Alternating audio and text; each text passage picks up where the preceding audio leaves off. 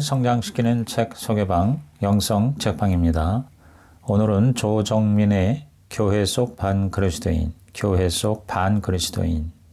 리뷰해 드립니다. 이 책은 교회는 다니지만 진정한 그리스도인이라고 할 수 없는 7가지 부류의 그리스도인을 반그리스도인이라고 명하고 그 특징을 주제로 한 설교집입니다. 저자는 그러한 자들을 교회 본질을 무너뜨리는 교회 안의 간첩이라고까지 혹평을 합니다. 진정한 그리스도인일지라도 반그리스도인과 같은 행동을 할 수 있다는 자기 반성의 고백이 묻어 있습니다. 앉은 자리에서 읽을 수 있는 책이지만 그 통찰력이 의미심장하게 영성 책방에 올려봅니다. 그러면 반그리스도인의 7가지 특징은 무엇일까요? 첫째, 이기적 그리스도인. 반그리스도인이란 기독교에 대해 안티, 즉 반대하는 사람이 아닙니다. 기독교에 대해서 아는 바가 없거나 관심이 없는 사람은 비그리스도인이고 아직 그리스도인이 되지 못한 자는 미그리스도인이라고 할 수 있습니다. 그들은 일생 복음에 대해 정확히 들어본 적이 없는 사람들입니다. 반그리스도인이란 예수님이라면 하시지 않았을 일을 해서 예수님을 오해하게 하고 심지어 교회를 외면하게 해서 사람들을 구원의 길에서 점점 멀어지게 하는 자입니다. 반그리스도인은 세상이 아닌 교회 안에 있는 자들입니다. 그리스도인이라는 말은 성경에 딱 3번 나옵니다. 사도행전 11장의 안디옥 교회에서 그리스도를 닮았다고 해서 예수쟁이 같은 비속어로 불려진 이름으로 처음 나옵니다. 두 번째는 사도행전 26장에서 아그리파가 바울에게 적은 말로 자신을 그리스도인이 되게 하지 말라고 경고한 말에서 나오고, 마지막 3번째는 베드로전서 4장에서 고난을 극복하여 하나님께 영광을 돌리는 이름으로 그리스도인이 나옵니다. 이 3번의 그리스도인이라는 말은 예수님을 제대로 따르는 제자들의 정체성을 말해주는 별칭이었습니다. 마태오 16장에 보면 예수님은 십자가의 죽음을 방해하는 베드로에게 사탄아 물러가라고 하셨습니다. 이 질책은 자기 생각으로 가득 찬 베드로를 책망하는 말씀입니다. 예수님을 제대로 믿고 따르는 것은 어디를 향해 가는 것이 아니라 자기 생각이 아닌 예수님의 말씀을 따르는 것입니다. 예수님은 참 제자가 되려면 죽어야 한다고 하셨습니다.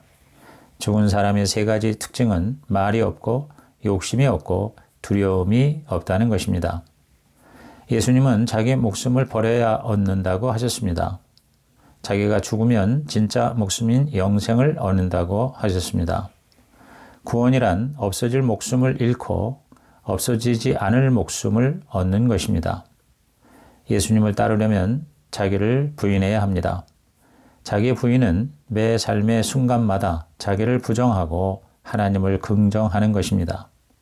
죄란 자기 자리에서 벗어나서 하나님의 자리에 앉는 것이고, 구원이란 자기 자리로 돌아오는 것입니다. 자기 자리란 자기를 부인하고 자기 십자가를 지는 것입니다. 자기 십자가를 지는 삶은 희생하는 삶입니다. 이웃의 필요를 채우는 삶입니다. 참 그리스도인은 이웃을 통해 예수님을 따라갑니다. 신앙으로 산다는 것은 세상이 아닌 살아계신 하나님께 인생을 걸기로 결단하는 것입니다. 가격이 아니라 가치에 목숨을 거는 것입니다. 우리가 하나님께 드릴 수 있는 유일한 것은 생명이 전부입니다. 생명만 빼고 나머지를 드리겠다는 것은 아무것도 드리지 않겠다고 하는 것과 마찬가지입니다. 우리가 예수님께 드릴 수 있는 선물은 오직 나 자신뿐입니다. 자기 중심의 이기심에 묶여있는 그리스도인은 무늬만 그리스도인인 반그리스도인입니다. 죄인의 이기심은 끝까지 믿음을 가로막는 가장 큰 장애물입니다. 그래서 예수님은 인자가 올 때에 세상에서 믿음을 보겠느냐라고 하신 것입니다. 반그리스도인은 자기에게 유익한 것을 구하기 위해 그리스도마저 우상으로 만듭니다. 이 세상의 문제는 바로 내 자신입니다. 너무나도 많은 반그리스도인이 자아의 크기를 키우기 위해 종교적인 열심을 다합니다. 그 열심으로 너무나 많은 사람을 그리스도께 나오는 길을 가로막고 있습니다. 이기적 그리스도인은 반그리스도인입니다. 그는 그리스도를 믿는 것이 아니라 자기 자신을 믿는 것입니다. 그리스도를 자기의 생각과 이익의 기준에 따라 바라보고 해석하고 전파하는 사람들입니다. 놀랍게도 그들의 주된 활동 무대는 세상이 아니라 교회입니다. 교회를 열심히 다니지만 여전히 예수님을 믿는 그리스도인이 아니라 스스로 그리스도인이라고 착각하는 이기적인 반그리스도인일 뿐입니다. 나 자신은 어떤 그리스도인일까요? 둘째, 낙심한 그리스도인. 마태복음 7장에 보면 헬라인이며 수로보닉에 오늘날의 시리아 지역의 한 이방 여인이 딸의 치유를 위해서 예수님께 간청하다가 모욕을 당하는 장면이 나옵니다. 예수님은 거룩한 것을 개나 돼지에게 줄 수 없다는 지극히 경멸적인 대답을 하셨습니다. 이 뜻밖의 말을 들은 여인은 낙심하거나 분노하는 대신 웃음 띤 얼굴로 주님, 옳으신 말씀입니다. 그러나 상 아래 개들도 아이들이 먹던 빵 부스러기를 먹습니다. 라고 겸손하게 응대했습니다. 이에 예수님은 여자의 믿음이 크다고 하시고 그 소원대로 되리라고 하셨습니다. 예수님의 능력을 믿고 찾아왔던 여인은 예수님 말씀의 능력을 믿고 돌아가니 딸이 온전해졌습니다. 이 여인의 믿음은 어떤 믿음일까요? 자존심보다 큰 믿음입니다. 믿음의 가장 큰 걸림돌은 자기 자신입니다. 바른 믿음은 내가 믿는 대상이 나보다 크다는 것을 인정하는 것입니다. 자기가 믿는 대상 앞에서 자존심이 없어야 합니다. 그런데 너무 많은 그리스도인이 그리스도 앞에서 자존심을 내세웁니다. 마태복음 8장의 로마 백부장도 예수님 앞에 자존심을 내려놓는 믿음으로 하인의 병을 고침받았습니다. 올바른 믿음은 자존심을 버리고 자기보다 크신 분 앞에 고개를 숙이는 것이어야 합니다. 바른 믿음은 또한 낙심을 넘어서는 것이어야 합니다. 믿음은 내가 믿는 분의 능력에 한계가 없다는 것을 인정하는 내적 태도입니다. 하나님의 능력이 문제가 아니라 하나님의 능력을 제한하는 내 자신의 태도가 문제입니다. 우리는 하나님의 능력을 제한할 때마다 어이없게도 믿음으로 낙심합니다. 하나님을 믿지 않은 자들은 아예 기댈 언덕이 없기에 어떻게 해서든지 자신의 실력을 쌓고 미래를 준비합니다. 그래서 그들은 믿지 않은데도 좀처럼 낙심하지 않습니다. 그런데 믿는다고 하는 사람들 중에는 말씀과 기도 가운데 살면서도 막상 어렵고 힘든 일이 닥치거나 내 뜻과 영 어긋나는 결과를 마주할 때 그냥 낙심해버리는 경우가 많습니다. 그런 낙심하는 그리스도인을 향해 주님은 내가 너희를 도무지 알지 못한다고 하십니다. 요한복음 2장에 보면 가나의 혼인잔치 기적이 나옵니다. 포도주가 떨어졌을 때 어머니 마리아는 전혀 낙심하지 않았습니다. 하인들을 불러 예수님이 무슨 말씀 하시든지 그대로 순종하라고만 했습니다. 하인들이 그대로 하자 물이 변하여 포도주가 되는 기적이 일어났습니다. 마리아가 염려하거나 낙심하거나 소란스럽게 하지 않았던 이유는 예수님이 누구신지를 알았기 때문입니다. 이렇게 예수님을 바로 알고 조금 더 의심하지 않는 자가 진정한 그리스도인입니다. 의심하고 낙심하는 그리스도인이라면 그가 바로 반그리스도인입니다. 믿는 자에게 어려움이 다가올 때 왜 믿는 자에게 이런 일이 일어납니까? 하나님이 살아계시다면 어떻게 하나님의 자녀에게 이런 일이 일어날 수 있습니까? 라고 말하는 사람이 있습니다. 믿음이 없다면 그냥 운명이거니 체념하고 말겠지만 오히려 믿음이 있어서 더 크게 낙심합니다. 그러나 우리가 반그리스도인이 아니라 참 그리스도인이라면 그런 상황에서 오직 십자가의 예수님만 바라봐야 합니다. 혹여 아버지께 버림받은 듯 느낌에 사로잡힐지라도 절대로 믿음을 버릴 수 없는 까닭은 믿음이 모든 낙심 너머의 온전한 소망이기 때문입니다. 사도 바울은 고난의 리스트를 보는 것만으로도 낙심이 될 텐데 그는 고난조차 영광의 흔적으로 여겼습니다. 바울은 낙심할 이유가 없다는 것을 깨달았습니다. 하나님을 사랑하고 하나님의 부르심을 받은 자는 어떤 것이라도 궁극적으로 합력하여 선을 이루신다는 것을 알았기 때문입니다. 그는 낙심하지 말아야 할 이유를 갈라디아서 6장 9절에서 강조합니다. 우리가 선을 행하되 낙심하지 말지니 포기하지 아니하면 때가 이름에 거두리라. 참된 믿음은 낙심을 거부합니다. 믿음은 내가 아니라 하나님으로부터 비롯된 것이기 때문입니다.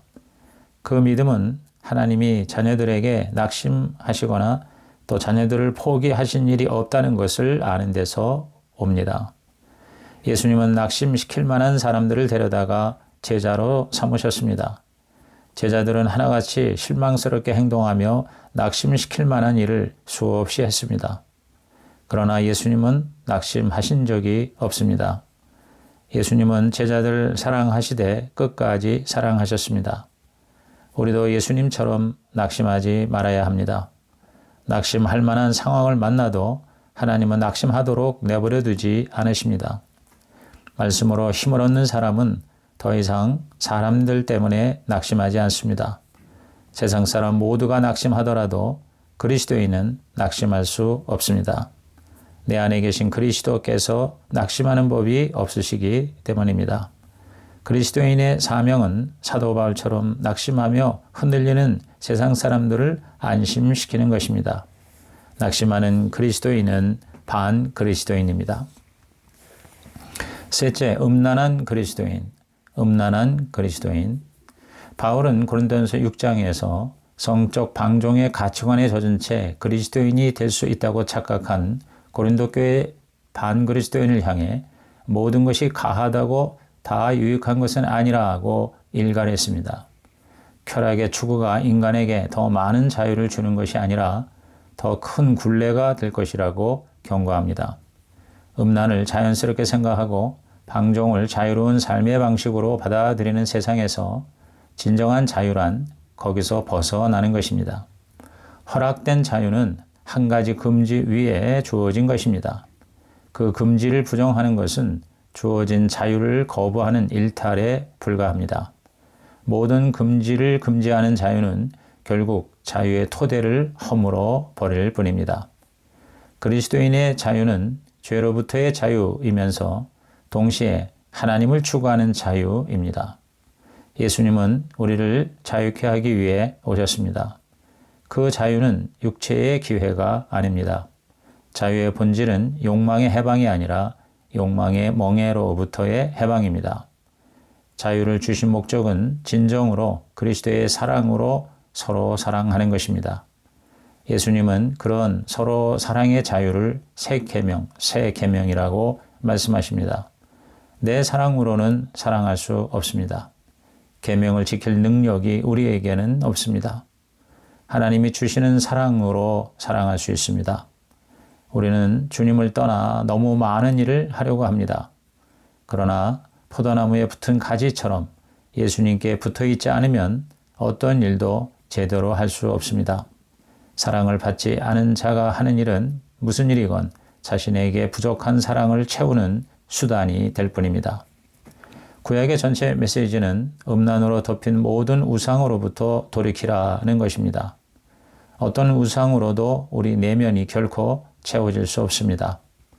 예레미야 2장에 보면 생수의 근원이신 하나님을 버린 백성은 물을 가두지 못하는 터진 웅덩이일 뿐이라고 했습니다.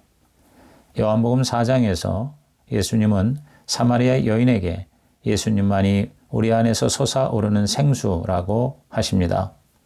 고린도전서 3장에서 바울은 음행이야말로 그리스도의 성전된 몸을 더럽히는 죄라고 했습니다. 우상 숭배와 음란은 그리스도인과 반그리스도인을 구별하는 기준입니다. 그리스도인이라면 그 몸을 하나님의 성전으로 거룩한 제물로 드려야 합니다. 음란한 그리스도인은 처음부터 불가능합니다. 자기 몸을 드리지 않는 예배는 있을 수 없습니다. 우리 몸을 거룩한 제물로 드리지 않고 하나님을 경배하기란 불가능합니다. 이 세대를 본받으면서 영과 진리로 예배를 드리는 것은 어불성설입니다.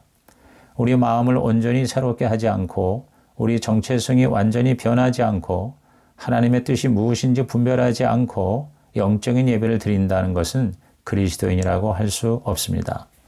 그리스도인이 되지 않고 죄에 무감각한 채 그저 습관적으로 예배의 자리에 나오는 자가 있다면 그가 바로 교회 속 반그리스도인이 아니겠습니까? 넷째, 섭섭한 그리스도인. 누가복음 17장에 보면 예수님께서 진정한 종이라면 명령받은 것을 행한 후에 무익한 종이라 하여 할 일을 한 것뿐입니다 라고 말해야 된다고 하셨습니다.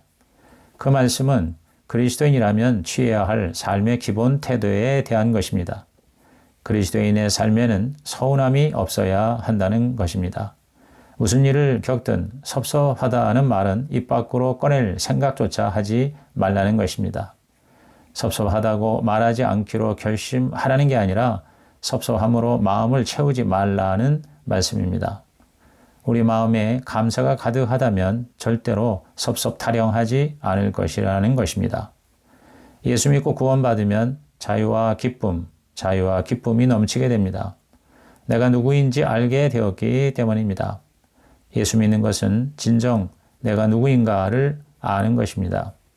내가 누군지를 알면 내가 어떤 태도로 어떻게 살 것인지도 알게 됩니다. 바울은 거듭난 자라면 그 안에 거하시는 예수 그리스도로 항상 기뻐하고 쉬지 말고 기도하고 범사에 감사함으로 하나님의 뜻을 이루어 간다고 했습니다. 자신을 바로 아는 자는 어떤 상황에서도 누구를 탓할 수 없음을 압니다. 자신을 알지 못하는 자는 우월감과 열등감의 지배를 받습니다. 내가 나를 안다고 하지만 사실 흔들리지 않는 자아상을 갖지 못한 결과입니다. 그리스도인이란 내 것 아닌 것을 내 것 아니라고 인정하는 사람입니다. 즉, 내 것 아닌 내 마음을 미련 없이 원래 주인에게로 돌려보낸 사람입니다. 그 마음의 중심에 그리스도를 모신 사람입니다. 그래서 더는 자기 마음의 주인 노릇하지 않는 사람입니다. 바울은 더 나아가 갈라디아서 2장 20절에서 나는 죽고 내 안에 그리스도가 사는 자라고 선언합니다. 내 안에 내가 더 이상 없고 오직 그리스도께서 계신 상태를 믿음이라고 정의합니다. 믿음으로 산다는 것은 그리스도의 아바타로 사는 것입니다. 그리스도처럼 생각하고 말하고 행하는 것입니다. 그리스도는 이 세상에 죽기 위해 오셨습니다. 섬김을 받으러서가 아니라 섬기러 오셨습니다. 예수님은 제자들이 다 배신하고 도망가도 섭섭하거나 서운해하지 않으셨습니다. 베드로, 도마, 심지어 가룟 유다에까지 안타까워하실 망정 상처받지 않으셨습니다. 예수님의 마음에서 서운함이나 분노 같은 것은 흔적조차 찾기가 어렵습니다. 우리는 믿음 생활을 하면서 얼마나 자주 서운해합니까? 서운함의 문제로 교회가 소란스러워지는 경우가 얼마나 많은지 모릅니다. 특히 직분 문제로 많은 성도들이 서운해하고 섭섭해하고 상처를 받습니다. 그러나 교회에서는 무슨 일이건 내가 빠졌다고 서운해야 할 이유가 단 한 가지도 없습니다. 교회는 세상과 같지 않습니다. 세상과 다르고 심지어 정반대입니다. 세상에는 마땅히 인정받고 대접받아야 할 사람이 제대로 대우받지 못하면 서운하다고 말하는 것이 당연합니다. 그러나 교회는 더 많이 수고하고 더 많이 섬겼다고 해서 더 많이 인정받거나 더 많이 대접받는 것이 아닙니다. 교회의 머리 되시는 분조차 그런 대접을 받지 않으셨습니다. 그런 질서를 세우신 적이 없습니다. 교회는 섬길 능력이 없는 사람이 섬김을 받는 공동체입니다. 섬김의 능력이 큰 사람일수록 스스로 낮은 자리에 앉는 곳이 교회입니다. 그리고 그렇게 스스로 낮추는 자를 주님은 높이십니다. 바울도 파당으로 시끄러운 고린도 교회를 향해 나는 심었고 아볼로는 물을 주었으되 오직 하나님께서 자라나게 하셨으니 그런즉 심는 이나 물 주는 이는 아무것도 아니로되 오직 자라게 하시는 하나님뿐이니라고 했습니다. 바울이 자신을 지지하지 않는 자에게 섭섭해하지 않았던 이유는 사역자의 존재 의미와 사역의 본질이 무엇인지를 정확하게 알았기 때문입니다.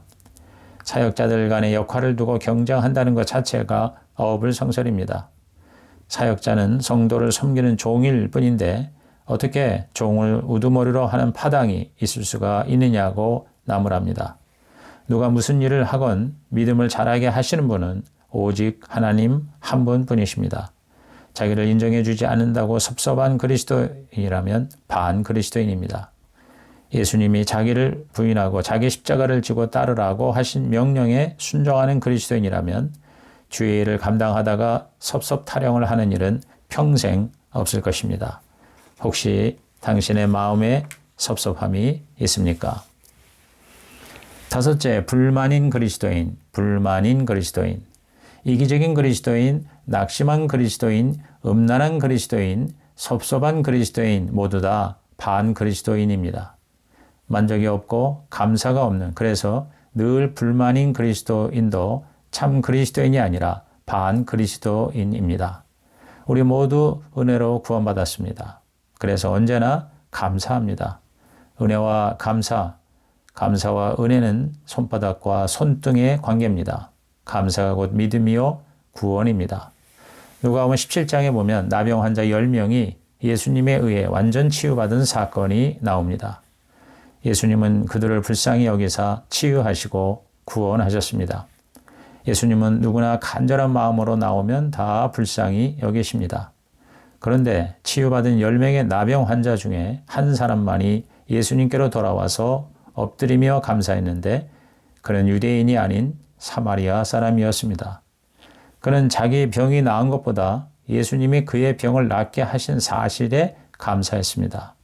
그리고 하나님께 영광을 돌렸습니다.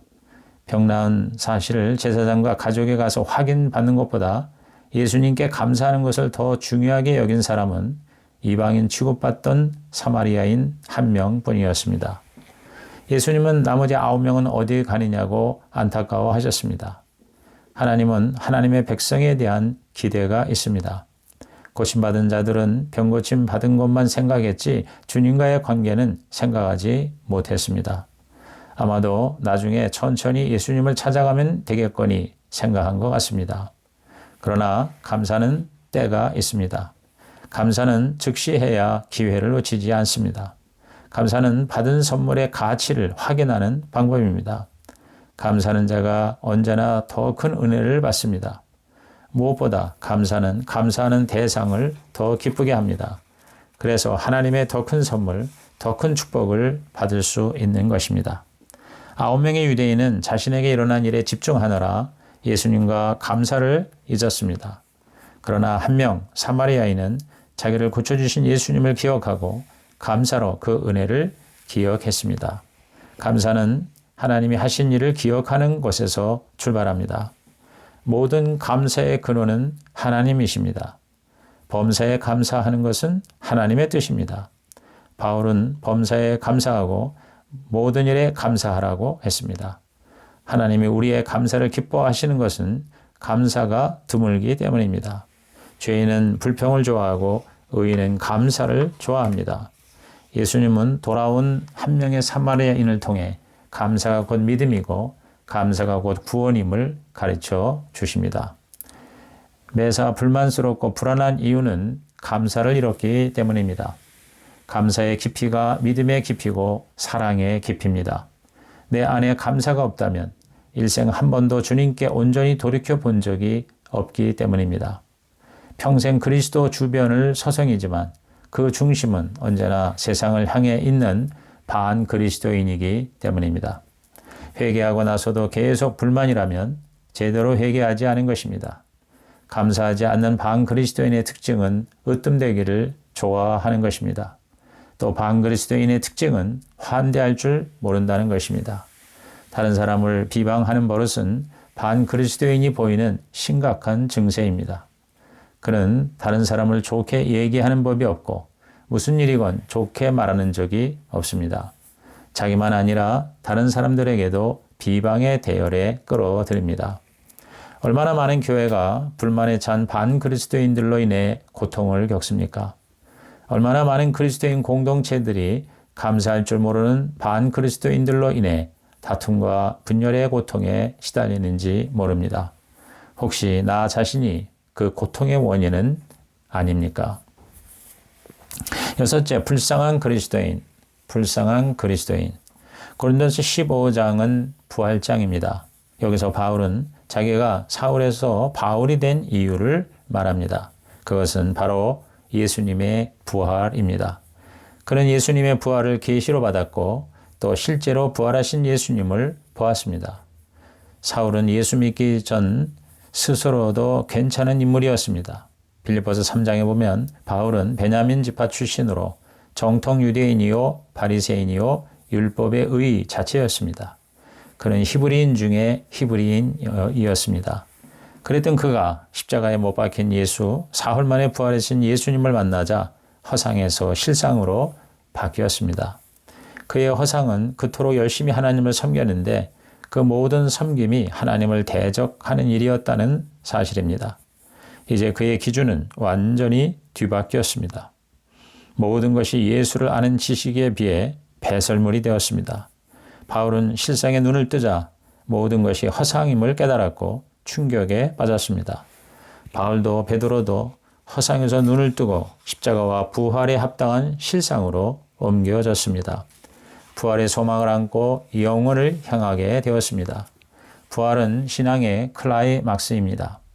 부활신앙은 이 땅의 모든 것을 합친 것보다도 더 가치 있는 결론입니다. 더 이상 눈에 보이는 것, 땅에 있는 것에 목숨 걸지 않게 됩니다.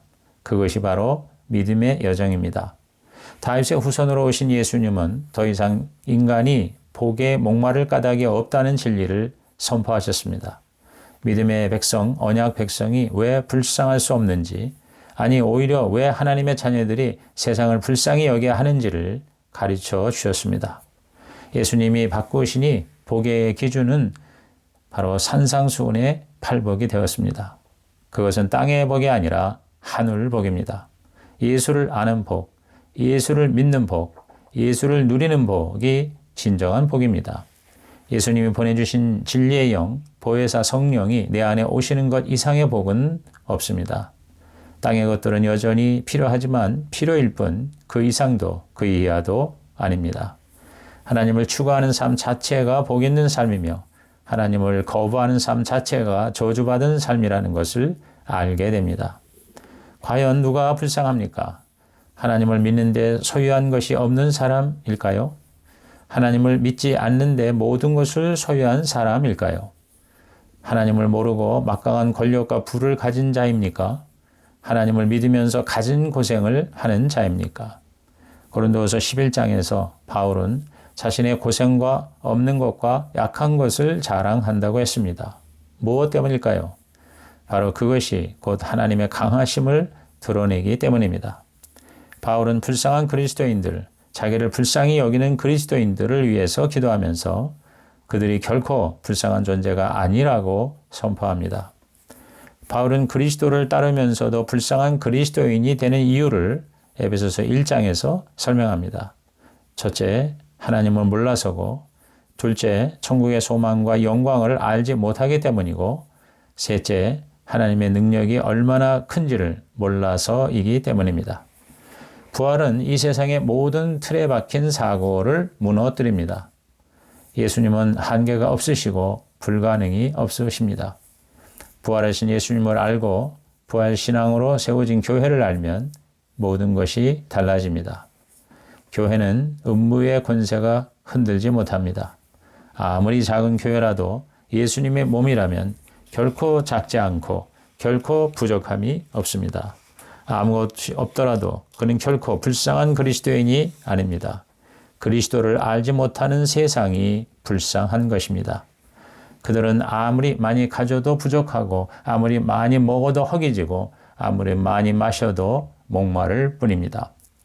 아모스 8장에 보면 양식이 없어 주림이 아니고 물이 없어 가람이 아니라 말씀을 듣지 못함이 기갈이라고 했습니다. 왜 불쌍합니까? 하나님의 말씀을 듣지 못하기 때문입니다. 교회 다니는 그리스도인들을 불쌍히 여기는 이유는 자신이 무엇을 가지고 있는지, 어떻게 누려야 하는지를 모르는 사실상의 반그리스도인들로 살아가기 때문입니다. 바울은 고린도서 15장에서 그리스도 안에서 우리가 바라는 것이 다만 이 세상의 삶뿐이면 모든 사람 가운데 우리가 더욱 불쌍한 자라고 했습니다. 세상보다 더 불쌍한 그리스도인이 생기는 이유는 그들이 바라는 것이 다만 이 세상 것들 뿐이기 때문이며 그것조차도 충분하게 얻지 못하기 때문입니다. 세상 것들을 그토록 열심히 구하는데 하나님이 그 기도를 들어주시지 않는 것 같은 것을 세상이 보기 때문입니다. 그리스도인들이 왜 세상 것들을 그토록 열심히 구할까요? 부활을 믿지 않기 때문입니다. 천국 소망이 없기 때문입니다. 보이지 않는 것들의 가치를 놓치고 자신이 누구인지를 잊었기 때문입니다. 우리는 영생과 아버지의 지입을 얻은 자입니다. 이미 구원받았고 날마다 구원을 이루며 이제 곧 구원을 완성하게 될 것입니다. 우리는 이곳에 잠시 나그네로 살다가 떠날 것입니다. 우리의 여정은 귀향을 위한 것입니다. 불쌍한 이유는 반그리스도인이기 때문입니다. 반그리스도인은 사실상 교회의 가장 심각한 문제입니다. 그들은 그리스도에 저항하느라 가시체를 뒷반질하면서 스스로 상처 입고 제대로 그리스도인이 되고자 하는 사람들을 직간접으로 힘들게 합니다. 가장 두려운 것은 반그리스도인이 그리스도를 모르는 사람들이 그리스도인이 되는 것까지 가로막고 있다는 것입니다. 예수님이 반그리스도인에게 말씀하십니다. 그날에 많은 사람이 나더러 주여 주여 우리가 주의 이름으로 선지자 노릇하며 주의 이름으로 귀신을 쫓아내며 주의 이름으로 많은 권능을 행하지 아니하였나이까 하리니 그때 내가 그들에게 밝히 말하되 내가 너희를 도무지 알지 못하니 불법을 행하는 자들아 내게서 떠나가라 하리다. 마태복음 7장 22절에서 23절. 일곱째, 게으른 그리스도인. 게으른 그리스도인. 마태복음 24장에 탈란트 비유가 나옵니다. 5달란트로 5달란트를 남기고 2달란트로 2달란트를 남긴 종에게 칭찬과 상급이 있었지만 1달란트를 땅에 묻었다가 그대로 가져온 종에게는 악하고 게으른 종이라는 꾸중과 형벌이 있었습니다. 세 번째 종의 문제는 게으르기에 앞서서 악했다는 것입니다. 그는 주인에게 배우지 않았고 주인의 의도를 몰랐습니다.